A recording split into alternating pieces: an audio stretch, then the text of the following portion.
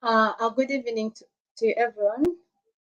I welcome you all to the 11th edition of our weekly STEAM Heroines Talk Show, inspired to you by Girls for Tech and Innovation Africa. My name is Whitney Nakanjako. I'm a first at Girls for Tech and Innovation and Africa, and I'm your host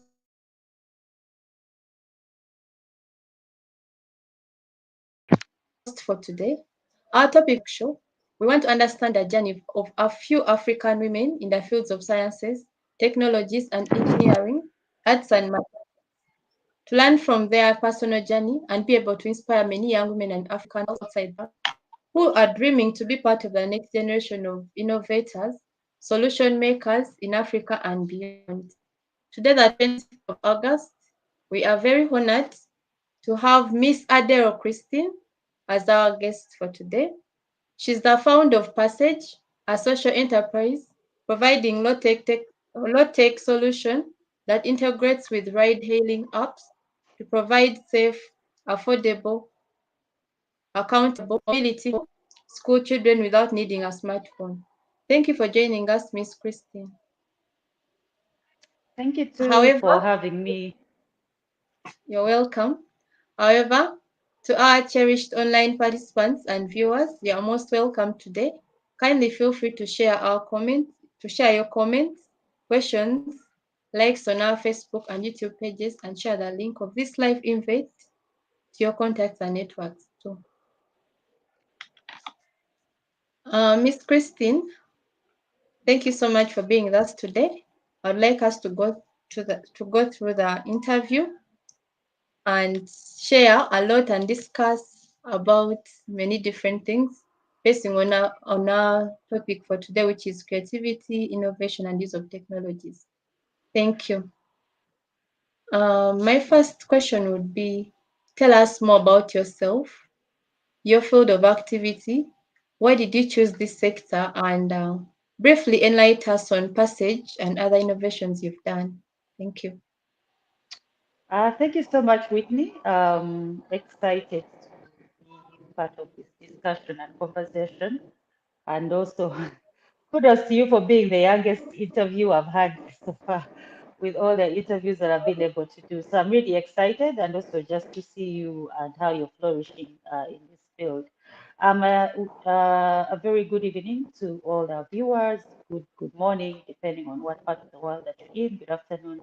I'm excited to be here. My name is Christina Adero and Miss Christina Adero. I know it shows Mrs. Christine Adero, yeah, but my name is Christine, like I said, and I am the founder of Passage, which is a social enterprise that is addressing issues of safety, affecting school-going children in Uganda by leveraging on technology, where we're using a low-tech solution that helps them, that will help them access safety-oriented ride-hailing services. And honestly, my work has been around helping young women fulfill their full potential. For all the work that I've done in the past 8 years, I've been working around issues of women empowerment, women and girl child empowerment, where I focus on programs and activities that advance their rights, empower them, build their knowledge on a variety of subjects, and also connect them to opportunities.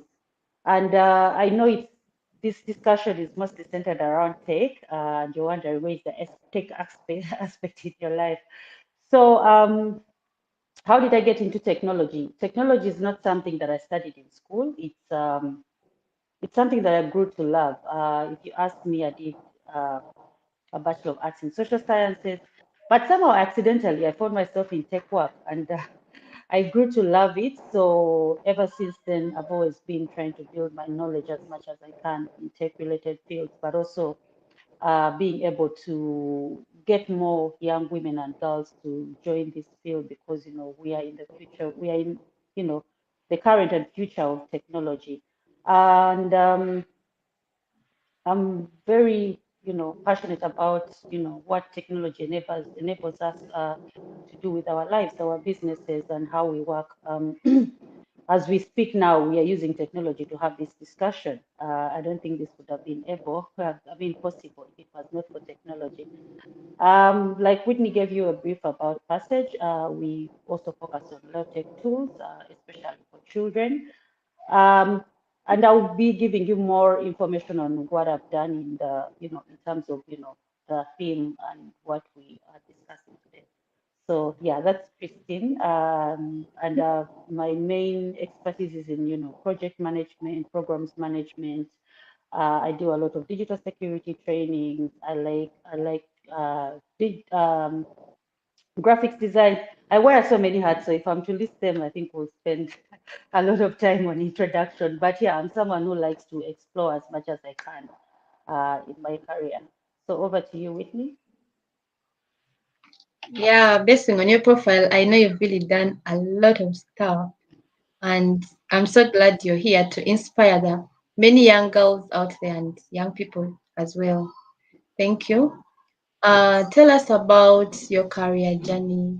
What are those things that you've done to be where you are, and what are the challenges you faced in your journey?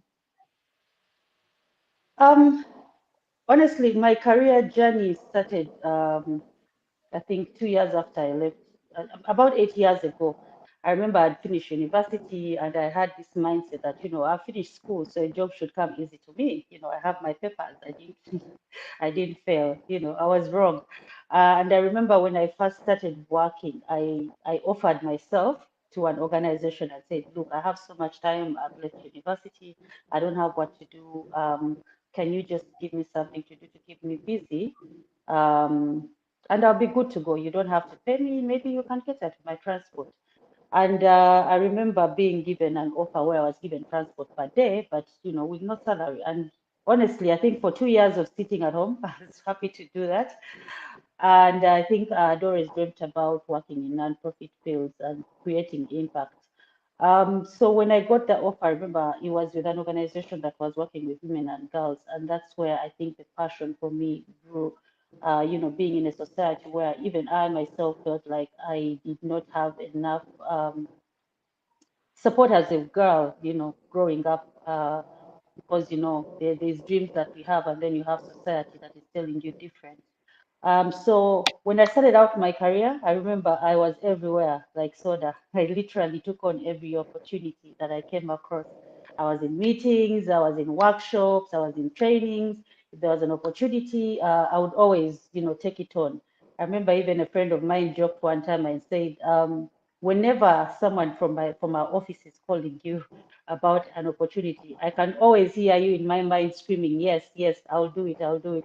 But for me, that was that eagerness for me and curiosity to learn is what got me where I am, because I was able to build my skills, I was able to build my networks, and also to put myself in a position where I'm teachable. I was able to learn a lot. Honestly, when I look back, some of the things that I learned then when I just started in my career, I'm using some of them now. Sometimes an opportunity presents itself, and it's that one workshop that you attended that gave you that skill.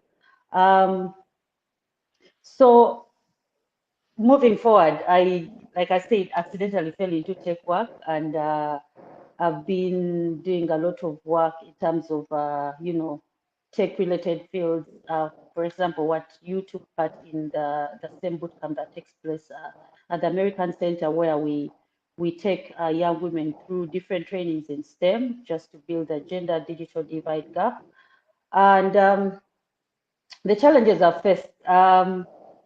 For someone who had the ambition that I had, it would be strange if I told people. I think one of the biggest challenges I used to have then was self-doubt. I used to wonder if I'm not, I wouldn't say confidence, because I had the confidence, but there are times when the self-doubt creeps in and it makes you question if you're actually able to do something. And for some reason, sometimes I would leave out certain opportunities because I had self-doubt. I didn't think I was able to do it, even though the people around me could see my ability to do something. So I kind of lost out on opportunities because I would not follow through with them. I would not sometimes push for them. There are times when I had the motivation and ambition, and then there are times when I would question if I'm actually able to do something. But also, it came from maybe not wanting to disappoint. that pressure that I used to put on myself. But I took time to identify my weaknesses as a person and also the skills that I needed to build. But also work on my use my strengths to be able to achieve maybe the goals that I wanted to achieve. But speaking of goals, back then I remember I didn't have I kind of went with the flow when it came to my career. I was not very specific about, okay, I want to do work in line with this. For me, it was an opportunity, whether it's work that's centered around child marriage, whether it's work that's centered around data collection analysis, whether it's work that's centered around anything. I think for me, I was just like, let me take on the opportunity. But as the older I grew, the more I learned to set goals in terms of which direction do I want to take. Financial goals in terms of, how do I ask for what I feel like I deserve in terms of the work that I put in terms of my time that I spend working on something. So it's been quite a journey of ups and downs, but I'll be honest to say that the downs for me, I don't have so many regrets because I think I've always looked at it as a lesson. There's always that bit of disappointment. But sometimes you're like, okay, now I know next time I'll do better. If a big opportunity presents itself, I've learned a lesson in this, so I can always do better next time. Um, so yeah, 8 years down the road, working on empowering women and girls, mostly young women. And yeah, I have no regrets, if I should say. Very interesting story. And you've talked about taking up spaces, like to the young people out there, like you're fresh from school, don't just sit around and think things will find you your way. I think you've Yeah. picked something. You see an opportunity, use your internet. Hmm. Keep looking up for different opportunities. If there's a training, you go for it. If there's a workshop, you go for it. And also about the Eastern Boot Camp, by the she was one of the facilitators. It was really amazing. We learned a lot. I believe I've got all the confidence I have right now from part of that training. And thank you so Hmm. much, Miss Christine. And my other question would be how could how could STEAM activities contribute and expand the spirit of creativity and innovation of our learners and especially the girls and young people? Sorry, pardon? How could Uh, STEAM mm. how could STEAM activities be able to expand the spirit of creativity and innovation of our learners or the girls? Okay, so I think when we talk about STEAM, some people wondering what is STEAM.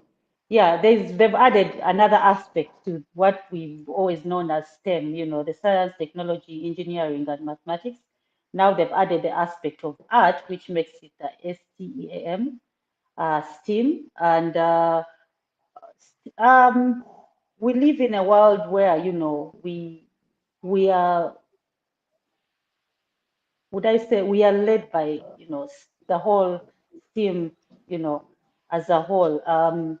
But to sort of echo to your question, how can they expand the spirit of creativity? First of all, STEM encompasses a lot of things. It's not just, just because you've done math,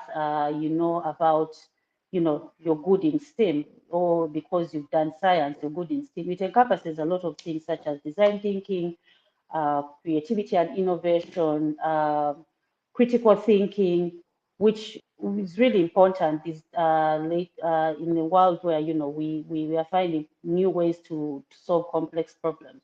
So STEAM helps children to become problem solvers by giving them the opportunity to analyze uh, problems with different perspectives. So, for example, if you recall, you went through the whole the design thinking process, which encourages you to think outside the box, which gets you to come up with solutions from a user's perspective, which is quite different from what we some of us learned growing up. We didn't have that aspect of problem solving, so it's really important because it helps someone become more creative. Creativity is basically coming up with new ideas or new ways of approaching things. But also, people confuse creativity and innovation. Innovation is you using the ideas you've got for commercial use. For example, if you have an idea and it's really good, but you've not put it to commercial use, then you're just, um, I, I would say you're just a thinker. You're not really, you're not really a doer. It's when you put the ideas into action. Yeah, it's good to have a brilliant idea, but if it's not really put to use, then it it defeats the purpose. It's like someone who invented Uber. If they just sat there with the idea, I wouldn't say they're innovative. They were just imaginative with their ideas. But to get their creative ideas and put them into action is what makes them innovators. And it also encourages children to use evidence reasoning behind their ideas, because with the whole process of design thinking, you have to it takes you through different processes that most of the time are evidence-based. You work with your user, you empathize with your user, you test the idea, does it work, does it not work, then you go back to the drawing board. So that gives you more of an evidence-based approach. And it also increases creativity by allowing children to express their thoughts, because you have to sit down and the thing about design thinking is you sit down and come up with so many ideas, as crazy as it sounds. So if you're someone who is not really creative, you find yourself coming up with the most the most strange ideas or complex ideas. And sometimes it's even those complex ideas that really work. So yeah, that's why it's really important to involve children in STEAM, because it sort of gets their creative and innovative juices running, other than if we went through, the whole traditional way of learning. It really doesn't do justice to their way of learning. Yes. All right, thank you so much. I believe, of course, STEAM is something really big and it evolves around technology. And Mhm. how can technology itself be used to expand creativity and innovation in education or STEM? How can education?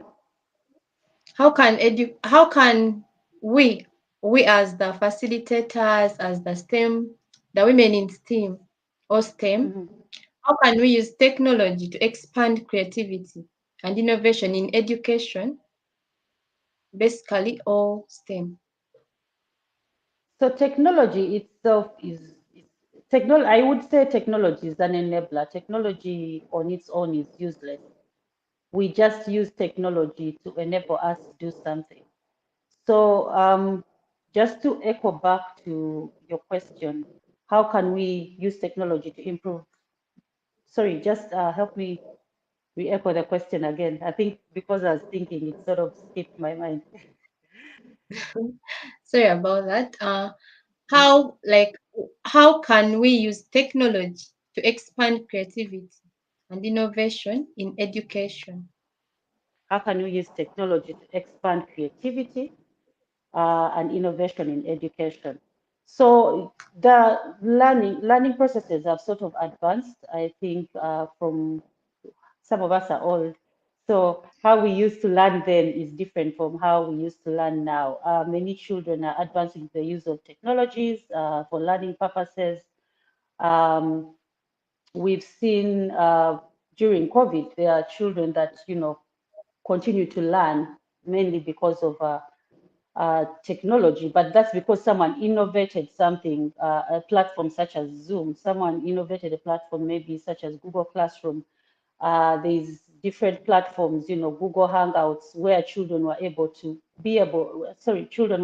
continue learning without needing to go to class. And as we can see, there was sort of a divide, because for children that were in rural areas, that was not possible for them, mainly because they don't have accessibility to technology. So for us to use, we need to continue innovating, when it comes to advancing education.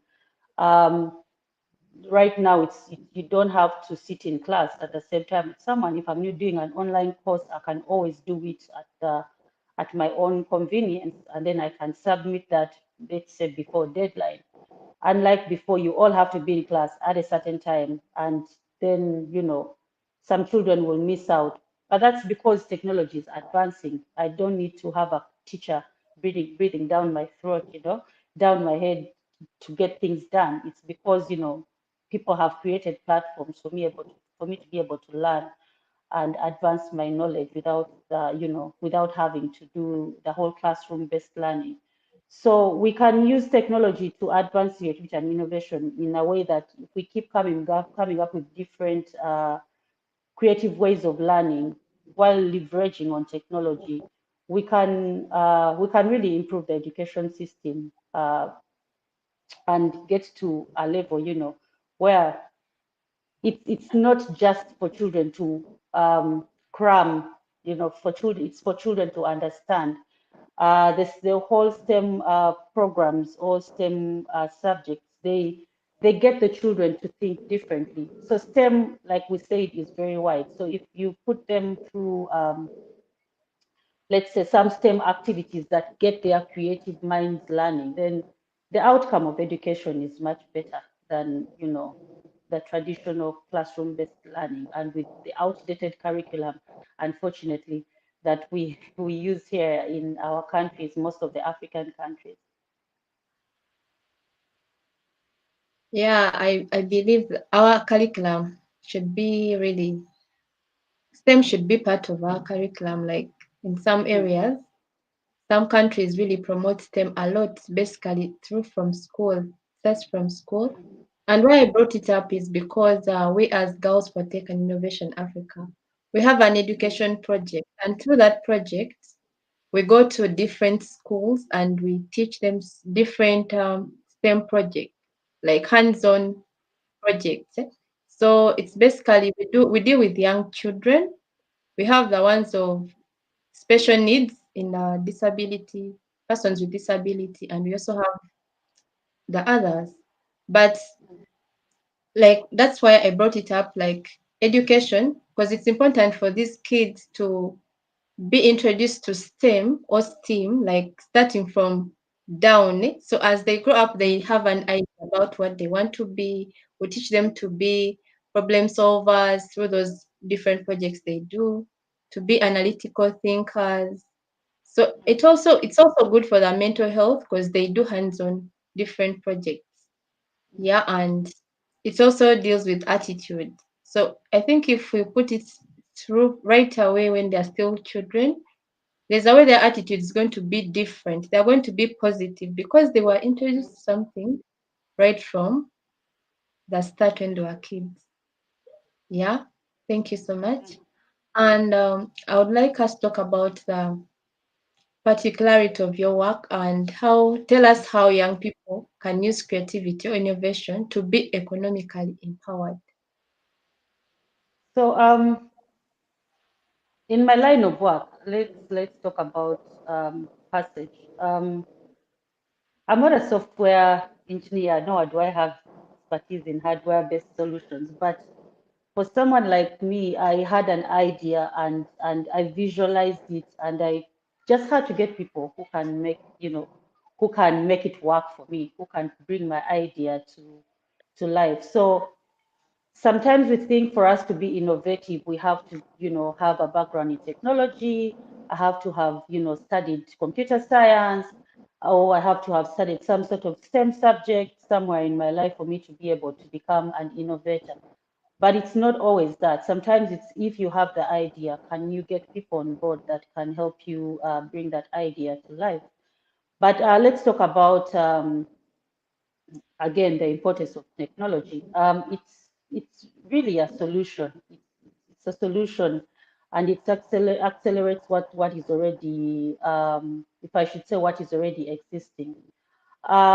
Innovation can describe, the development and application of new ideas to make production more sufficient. More and more people are innovating, and it's everywhere. It's at home, it's at work. Sometimes there are people, you walk into your home and you can speak to your speaker, it turns on your TV. You go to work and there's, you're using different platforms to sort of make your work better, easier or more efficient. And lately, there's a term that is gaining a lot of popularity, and that is it's the innovation economy, which looks at how the different innovations are improving or are leading to economic development in many parts of the world.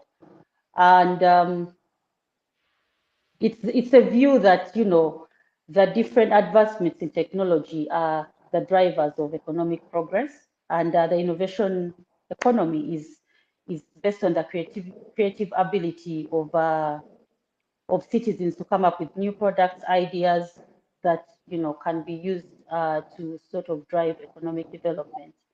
And let's face it, the biggest companies, if we all sit down and talk about the biggest companies in the world, they're all tech platforms. Look at Amazon, look at Uber, look at Jumia in Uganda, look at Facebook. These are the biggest platforms in the world. These are the biggest money makers. It's not real estate like we think. It's not, farming. We have a lot of farms in Uganda, farmers. But if you measure, the economic outcome of these different businesses, you realize it's technology. It's technology that's speaking on so fast because technology makes people's lives easier. I don't have to go to a shop if I don't feel like. I just have to go to Jumia and shop online, and Jumia will deliver to my house. But what I don't realize is Jumia is making money off me. But I don't think about that because Jumia has made my life easy. People are always looking for new advances in education, healthcare, and economic and and healthcare. Sorry. So if you innovate in those different fields, you're more likely to be economically empowered because you can sell your systems, you can create products, and there's different types of innovations. There is product innovation. You come up with a gadget. People who came up with phones. And then there's process innovation. You build systems that can improve service delivery. Like Jumia is a process innovation. They just connect you to a seller of the goods that you want. So young people can leverage on, technology and innovation to become economically empowered in a way that they can either innovate products or they can innovate processes that improve service delivery. And like I said, we tend to think that for someone to be innovative, they have to create something entirely new, but that's not the case. For someone who created a touchscreen phone, they were not the first people to create the phone. They were not the first ones to innovate the phone. The phone was innovated back in the 70s. And then Apple comes in 1999, 2000 to come up with their first, touchscreen phone. Apple didn't create the first phone, but Apple just improved the already existing product. The person who invented the flat screen, TVs were already there, the TVs that were big behind. But someone thought, okay, how can I create something that looks better, something that is sleek, something that looks, maybe much better in my sitting room? And that is when they came up with the what with the flat screen. So sometimes it's not you creating a new product, it's you improving the already existing product. Let's look at Safe Border. Safe Border did not create ride hailing services. They already existed. Uber was already in existence when Safe Border came in, but Safe Border got the same process and just you know, changed it to fit a different purpose for motorcycle riders. I mean, years ago, I would never have thought I can order for a border to come and pick me up from my home. So those are the innovations that we talk about. You don't necessarily have to create something that's new, something that's out of this world. If you can, well and good, but you don't have to always do that. And sometimes, even if you don't have the technology background, you can um, you can let people bring your idea to life, as long as you have the vision for it. So I would also encourage young people to use platforms such as social media for their businesses. It's easier to target 10,000 people online than have 100 people walk into your shop True. in a month. We have different platforms to do marketing, social media marketing, which is the biggest. You don't have to pay to be on Instagram. We have email marketing, and all those like improve the productivity, the output of your business, which in turn just means economic development for you and also for your community and the country as a whole. So yes, creativity and innovation are really important because they bring us, leveraging on technology, bring us greater output in whatever we're trying to do and improve the processes and make them easier. Yeah, I agree with you. It's not about creating something new, but you can create something out of the already existing. You make a solution out of the already existing Mm, stuff. Yeah, and I've seen recently, I saw someone, it's an innovation someone recently talked about. Actually, it's already active. It's called Debunk. Like it's a fact checking program. Like it's put there to manage misinformation. That's the part of digital safety and digital security. And you just have to text and they will tell you all the information about you and you can inquire what you've heard that you want to prove.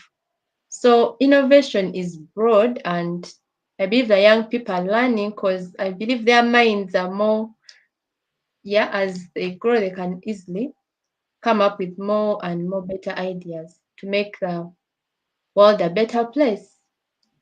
Yeah, thank you. And from your point of view, what are the benefits of starting STEM or digital spaces at an early stage? Um,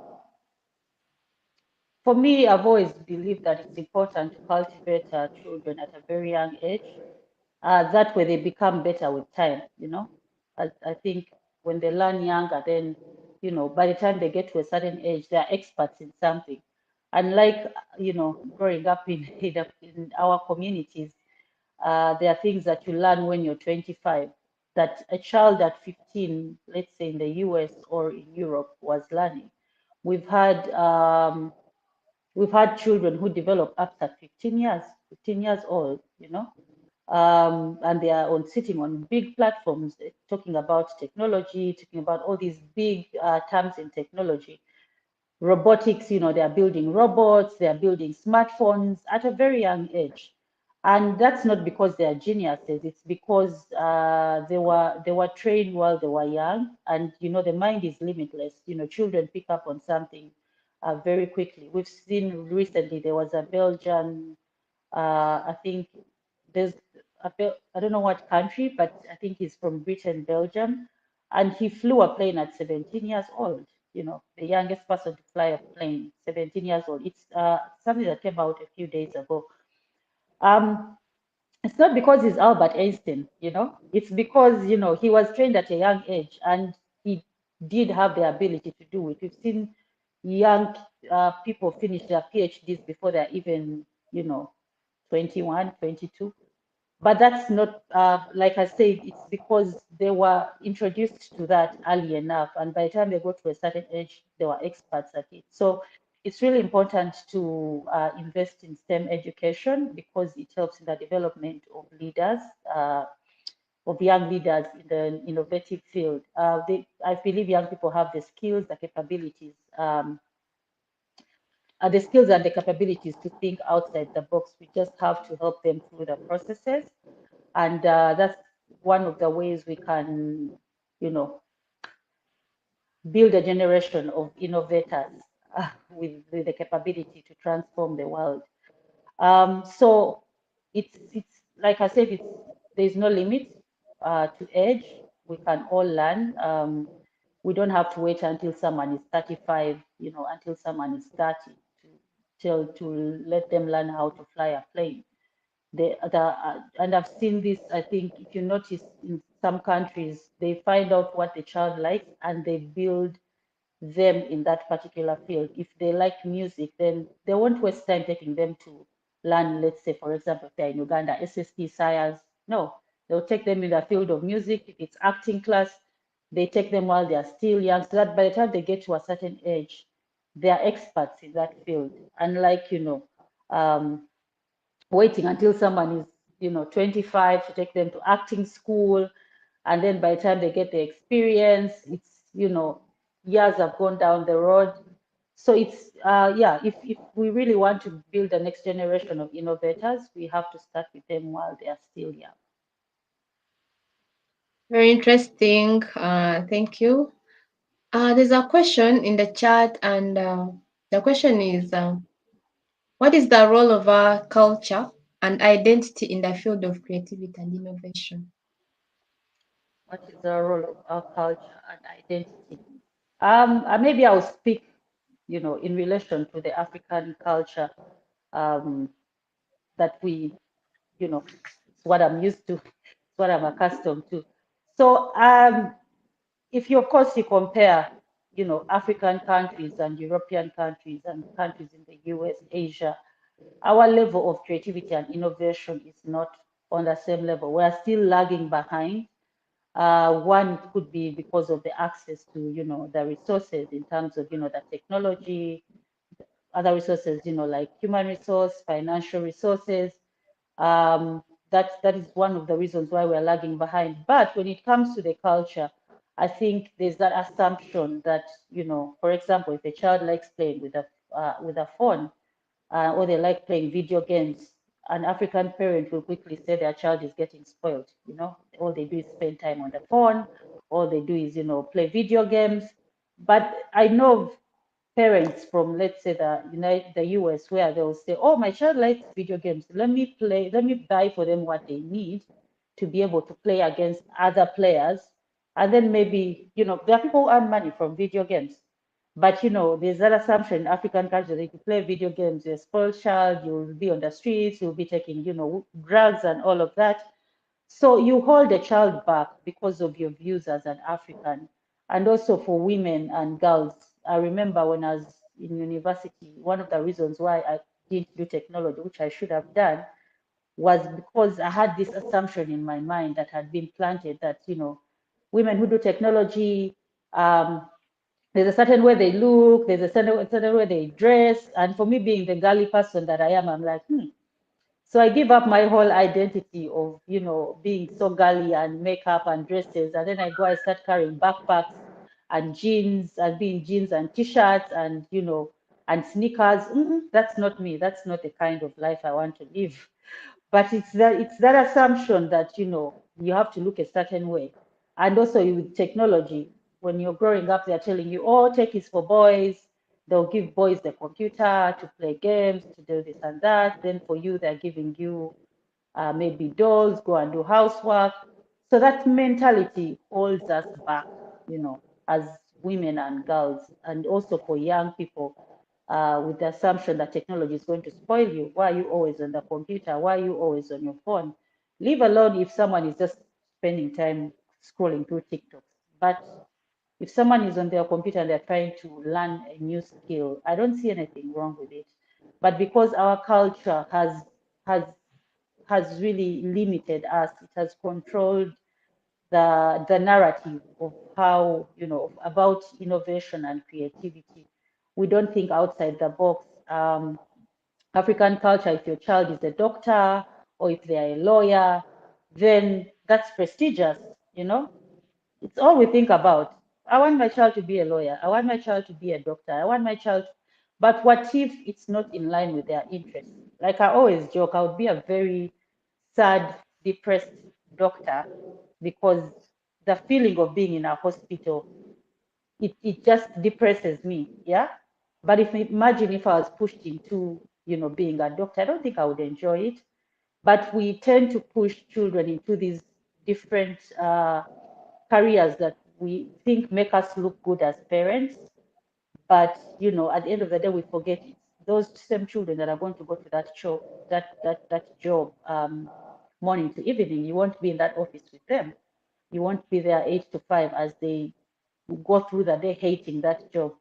So yes, African, the culture and identity, it's really affecting the innovation ability of so many young children. It's when you tell a parent, maybe let your child go to maybe an institution and just learn how to, do software development. Like, no, they have to go to Makerere, study social science, and then blah, blah, blah. I want them to go to LDC. But, at the end of the day, what if it's not in the interest of the child? So it affects, it has a large contribution towards the outcome of the innovativeness and creativity of children. But I speak in line with African culture.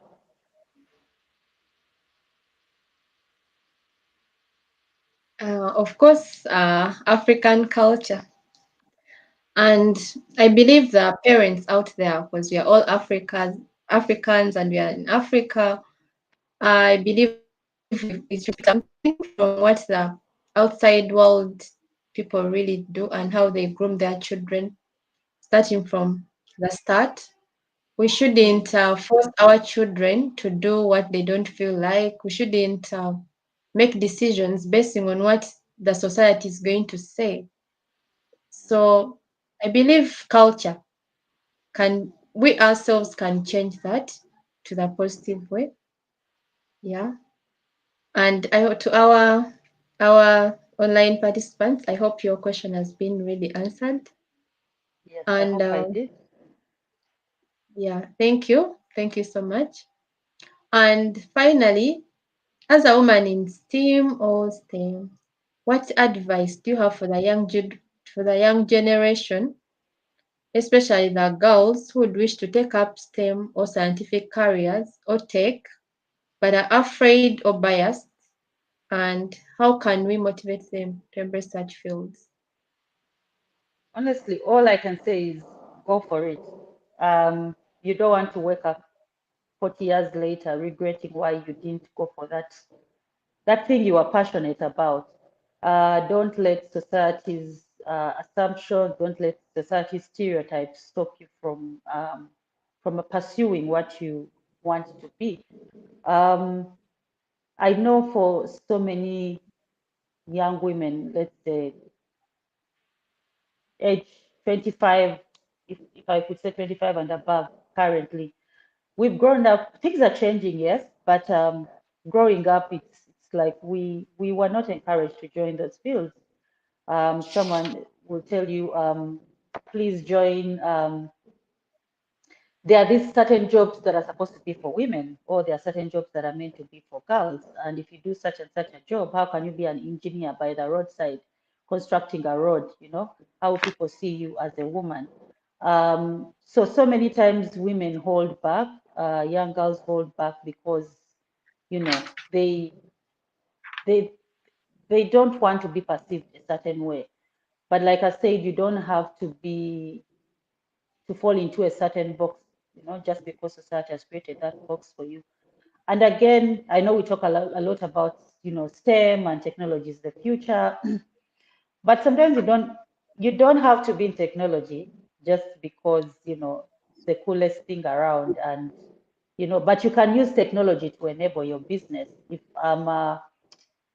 let's say a fashion designer, I can use technology to create designs online.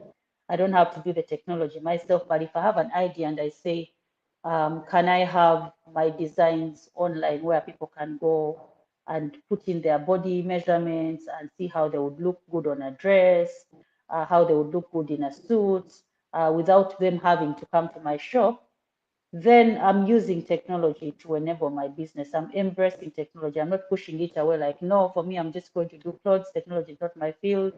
We've seen people hold fashion shows online, virtual fashion shows with, the virtual models without having to get a space, get models, book out these stage lighting and all that. No, they're just leveraging technology to enhance their businesses. So if you want to take up that space, please do.